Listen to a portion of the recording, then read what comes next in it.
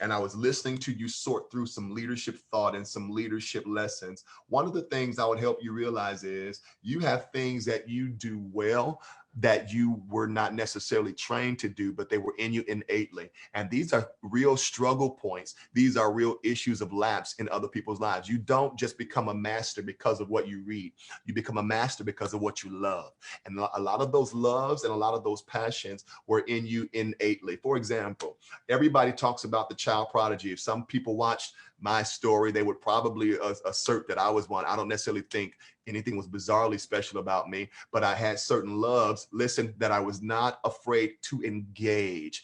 Those engagements of those certain loves and passions, everybody did not have. It is the same with you. There are things that you have a love for that you need to translate from interest to discipline, that you need to make a way of life in order to do whatever it takes to get great at what you do, okay? So when I'm talking about DNA, I'm talking about origins, premises, the platforms for things, what you have always gravitated to doing, and the things that are in you that you know how to do and would do it for the rest of your life if anybody paid you or not.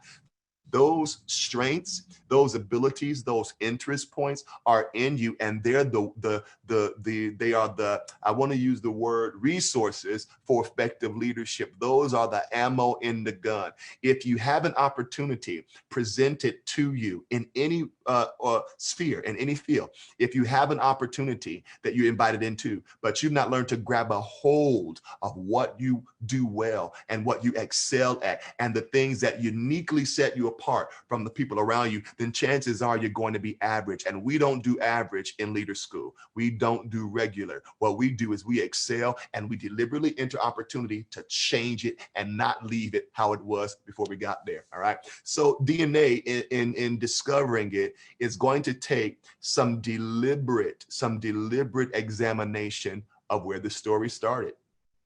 Who were you when no one knew you? What were you doing when the other people around you socially, relationally wanted to go to sleep?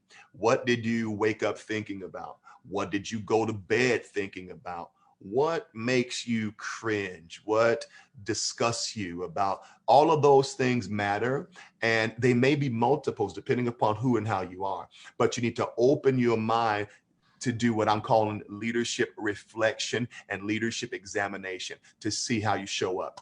Now, let's take this psychologically a bit. You may know that people are not always as self-aware as they should be. Now, I want you to imagine how dangerous it is to be in a leadership situation and not be aware of self. Now, this is why the other angles of your leadership life, for example, your friends, your teachers, your accountabilities, your trainings, a part of what they do is they help you to notice the things about you that you don't notice about yourself. Those become powerful points of encouragement, but also powerful resources that you can use to find promotions in your job, to make sure that you are constantly being referred to. You ought to be the type of a leader who everyone refers. You ought to be the type of a leader that every boss hates to lose. If your boss does this when you're done, then somebody was not a good leader, because again, we don't react. We get ahead of the moment and we prepare for the things that are before us, okay? So if it is a discovery, I think you should make it a practice either tonight or tomorrow to just kind of visit and evaluate the things you've consistently heard about you from the time you were you. Your mama always said you would do this, if that's your scenario. Your father always said you were good at this, or you would spend time playing with teddy bears doing this, or your Barbie dolls doing that. Those are key trigger points, but they're also signs and symptoms of things that you can cultivate at a greater rate and probably with a different realm of ease than the average person around you that doesn't share those same passions and share those same strengths. For example, if you develop a love for writing, a love for reading, a love for math, those are all powerful beginning points and development areas that will probably become lifelong strengths as you get older and as you mature and as you move along in your career. All right. That's very important that you realize. Now, the genetic likelihoods of how you show up and how we see you when you're leading are powerful. Every leader has default areas that they rely on, particularly in adversity or complex moments. And then some leaders have leader blind spots, things that they do that they don't realize they do, particularly when having to cope and when having to manage things that they were not anticipating. Okay, most leaders that have an anticipatory style of leadership, which means that they are well thought through, they plan well, they have several routes to approach a project or a program or something like that. When things happen that are almost spontaneous, then what happens is they go to a default, a thing that they do when they normally don't know what to do. What is that for you? What do you rely on in moments where you don't know how to make thorough and objective judgment? Thorough and objective judgment.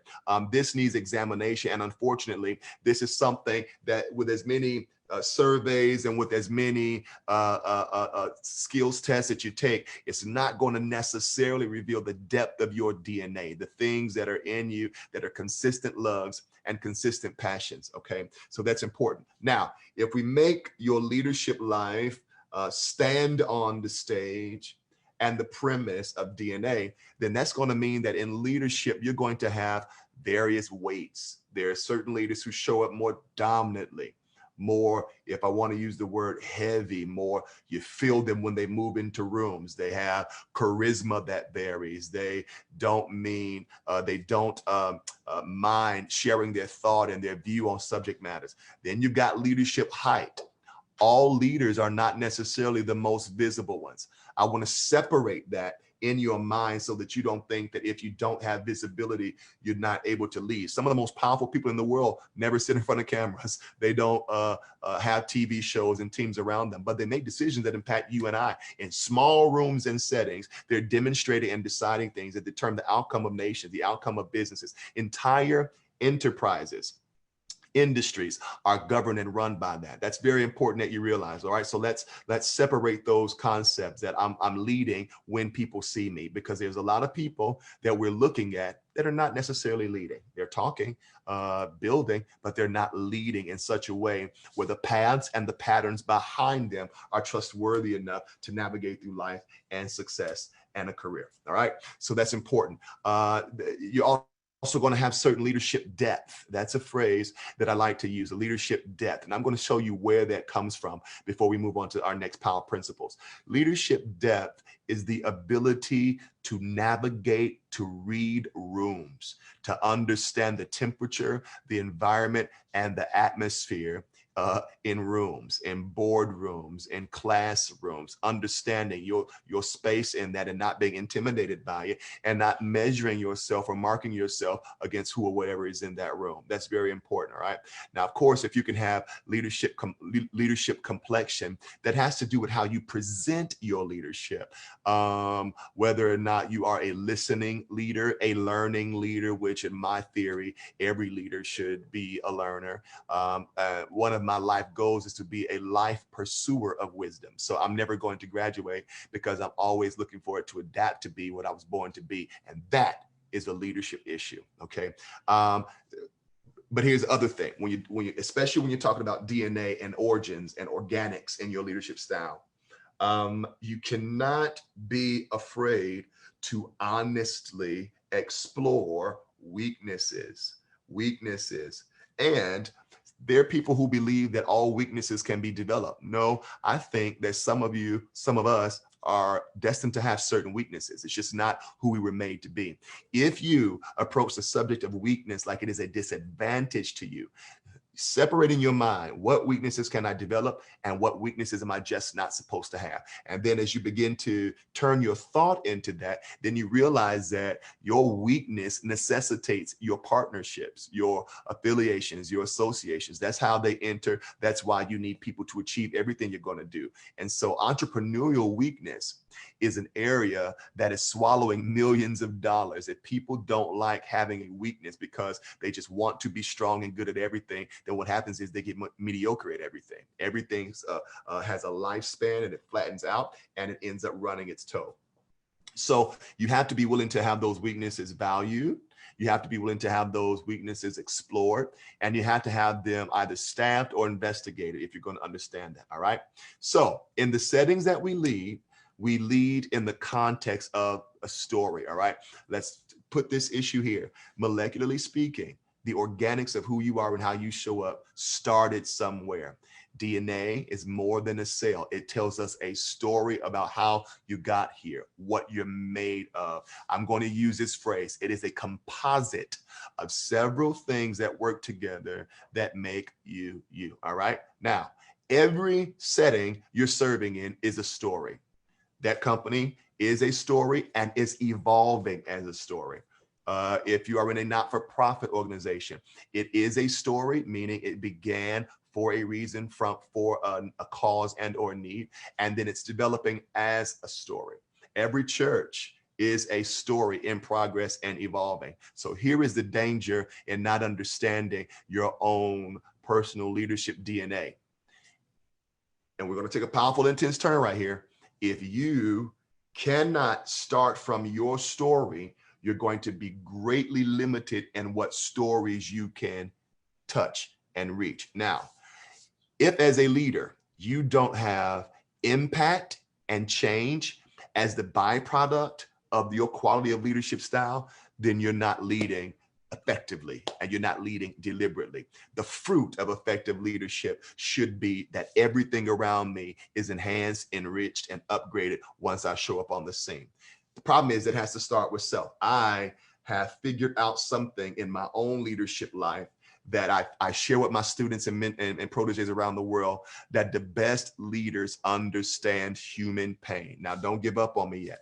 This is important because people will do anything to stay away from pain. If you think about the mass issue of drug abuse, of alcoholism, of sexual abuse, somewhere it started from a story in pain. So if I, as an innovator, if I, as a culturalist, if I, as a visionary, produce something or create something that reaches that place, I end up shifting my margins and my markets. Even think about it. Let's say you got a product. If you're doing clothes and fashion, or if you come up with, I don't know, dietary medicines and stuff, whatever your issue is, project, product, program, whatever you got in you, it is wisdom. It is absolutely essential that you do it and aim it, listen, at the human condition. Now, everybody will not be your audience. Everybody is not going to be your market, but it is important to not lead in a market whose stories you don't understand. So you start from the story to hit the story, and you'll notice your margins will go up, your profit margins, the attention that people give your product or program or vision or company, whatever it is you're doing, is going to go up, because that's very important. It is a dangerous thing to be a leader that does not understand people.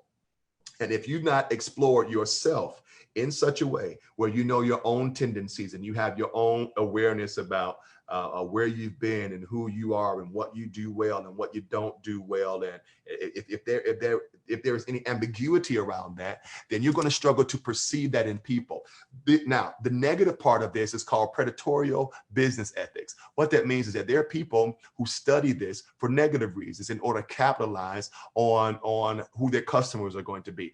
Predatorial business practice is about learning people and taking advantage of them. So what that means is that if I understand the needs of a community or the needs of an audience or the needs or even the likes, I can build a product that may sell well, but its longevity is not going to be where it needs to be. Certain fast food restaurants use those practices. Certain ideograms and certain algorithms on social media do similar things. People specific studying that somebody with a story understands how to reach a story, and they end up doing that. All right. So that's very, very, very important. You have to be self-aware of strengths, of talents, of weaknesses, because if we don't understand the DNA, the beginnings, the origins, where you came from, then what's going to happen is you're going to limit your length and your reach in people from around the world. All right. If you have never really examined how your own personal story has shaped how you see people, then you are already at a critical disadvantage. It's the story, the route, the path, again, that does not have to decide the trajectory, but it can definitely point to it. Whatever your story is, if it's painful, if it's complex, if it is foggy because of traumatic reasons or experiences, you need to spend some real reflective thought in how the path, the mapping of that shows up in your leadership life and self, okay? That is so important. Now, I'm going to give you some power principles. You have to write them down, and I'm going to hopefully make this a part of our landing spot or our launch board for where we're going tomorrow. All right. Now, I want every one of you watching me. This is the phrase that we say in leader school. It matters where you come from, but it doesn't matter where you come from. It matters where you come from, but it doesn't matter where you come from.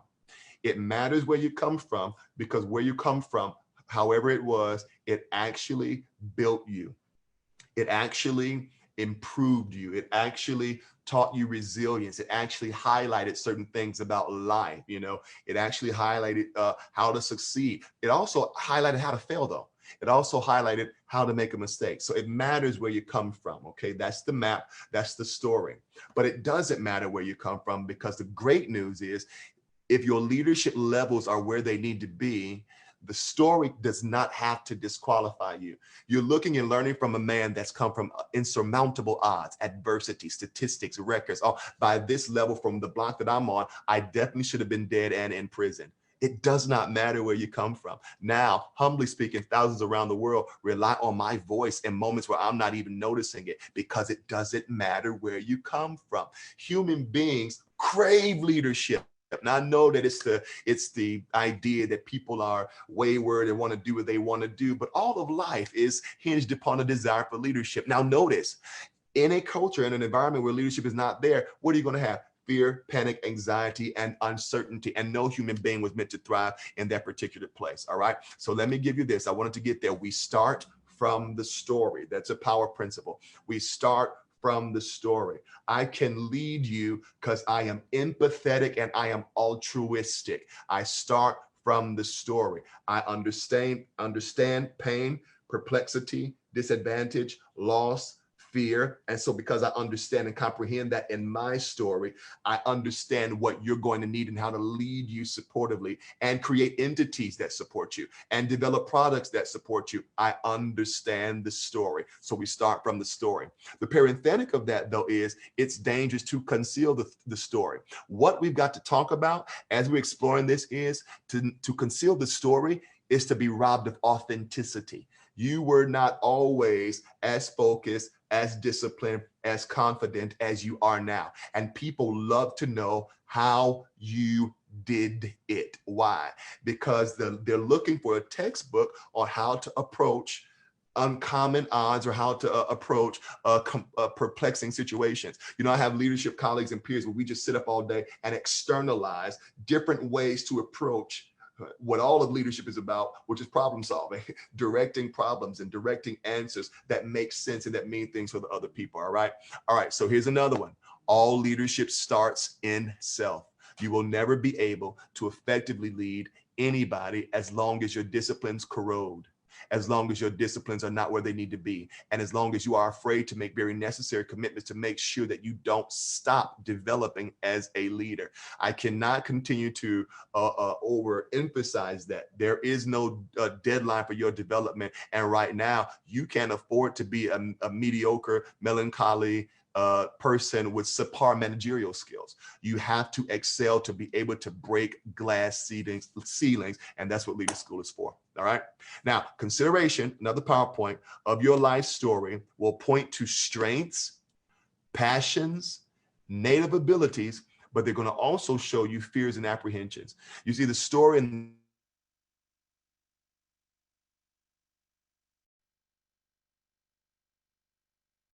show you all of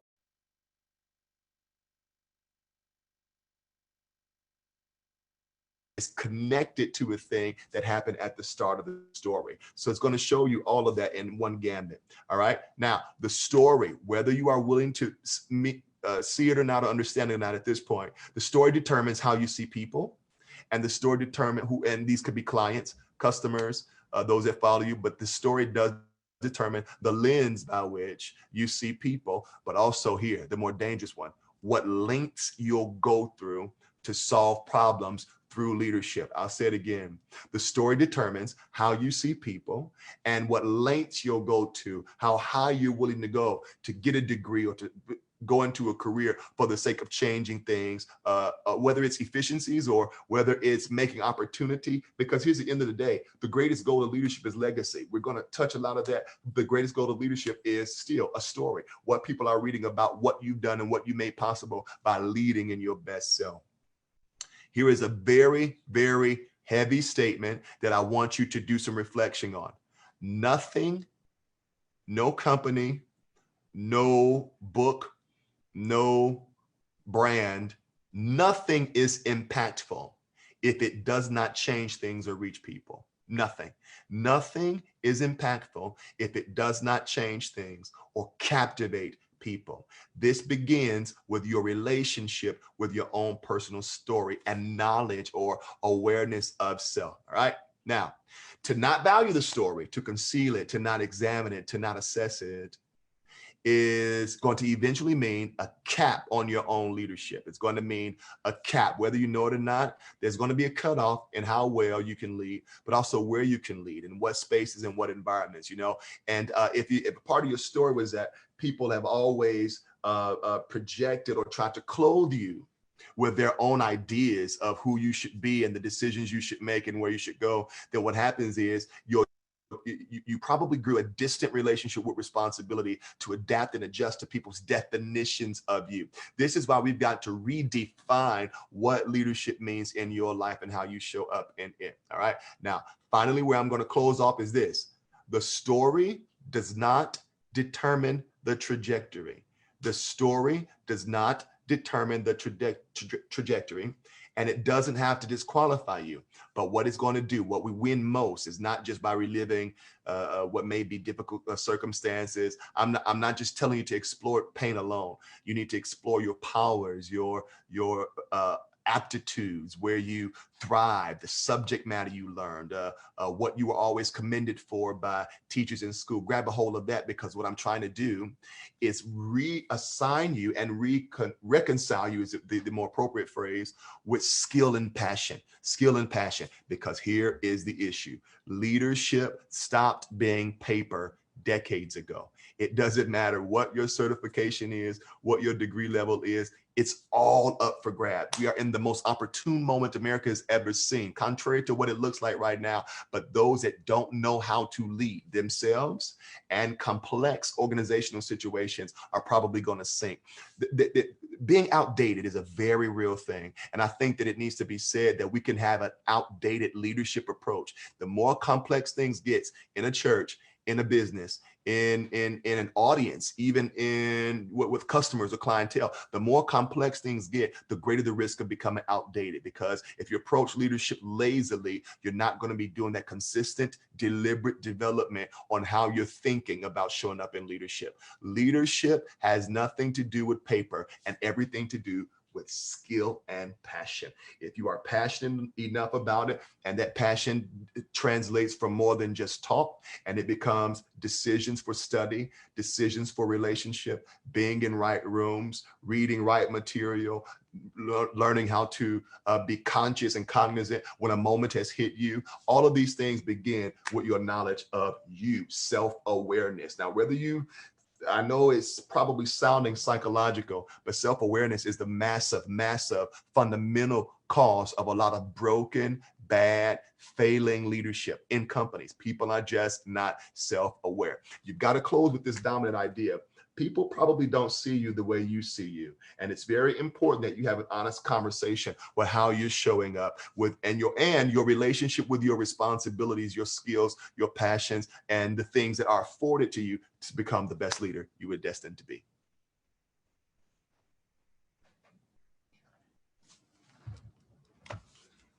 All right. Said a mouthful. I hope you guys have enjoyed that. Give me some feedback in the comments. Go ahead and put your ideas and your thoughts out there. Some things that stood out to you. Now we're going to go to my brother, Charles Alexander, and we're going to go ahead and have an awesome discussion and Q&A. So put your questions in there. It can be about anything that I taught, or even if you want to put out a complex leadership situation that you need help navigating through, I'm open to all of that.